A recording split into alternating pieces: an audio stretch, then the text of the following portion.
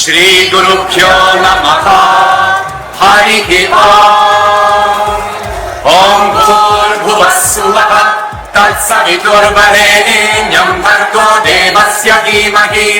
ಧಿಯೋ ಯೋ ನಃ ಪ್ರಚೋದಯಾತ್ ಓಂ ತತ್ಸಯೋರಾವೃಣೀಮಹೇ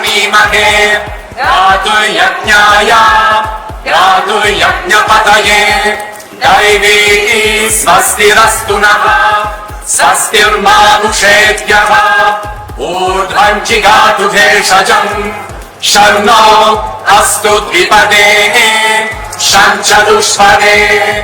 ॐ पृथिवी शान्ता साग्निना शान्ता सा मे शान्ता शुचगुं शमयतु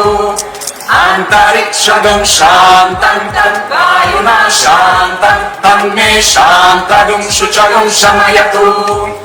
या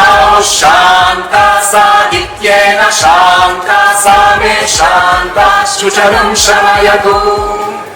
ॐ शान्ति शान्ति शान्तिः। नई दुनिया लाइव, खास खबरें बेबाक अंदाज।